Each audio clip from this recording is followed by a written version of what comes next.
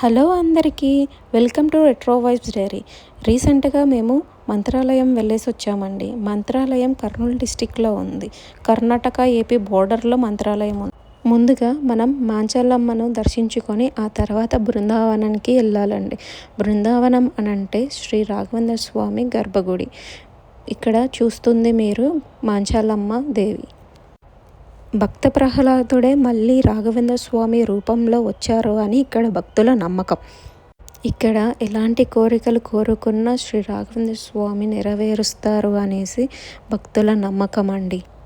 బృందావనంలోకి వెళ్ళాలి అంటే ఇక్కడ డ్రెస్ కోడ్ ఉంది. చిన్నపిల్లలకి కూడా ఇక్కడ డ్రెస్ కోడ్ ఉందండి. మగవాళ్ళు అయితే ధోతి పంచ, ఆడవాళ్ళు అయితే శారీ, హాఫ్ శారీ, చుడిదార్. ఇప్పుడు మీరు చూస్తుంది శ్రీ రాఘవేంద్ర స్వామి మఠం అవుట్లైన్ అండి. ఇలాగే ఉంటుంది టెంపుల్ కూడా. ఇక్కడ శ్రీ రాఘవేంద్ర స్వామి జీవ సమాధి అయ్యారండి. జీవ సమాధిని ఇక్కడ బృందావనం అని అంటాము. రాఘవేంద్ర స్వామి శ్రీరాముల వారి భక్తుడండి. ఇప్పుడు మీరు చూస్తుంది గోపురం. ఈ గోపురం మనం గుడిలో ఎటు సైడు నుంచి చూసినా కనిపిస్తుంది. ఇక్కడ ప్రతిరోజు 7 o'clockకి రథోత్సవం జరుగుతుందండి. మేము వెళ్ళేసరికి అక్కడ రథోత్సవం జరుగుతూ ఉండింది. ఇక్కడ రథోత్సవంలో శ్రీ రాఘవేంద్ర స్వామి వారు ఉండరండి. శ్రీ భక్త ప్రహ్లాదుడి విగ్రహాన్ని పెట్టి ఇక్కడ రథోత్సవంలో చేస్తారు.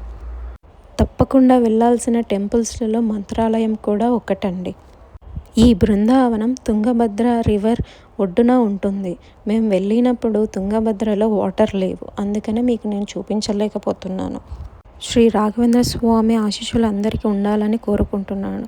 వీడియో నచ్చితే సబ్స్క్రైబ్ చేయండి and follow my Insta page. Thank you.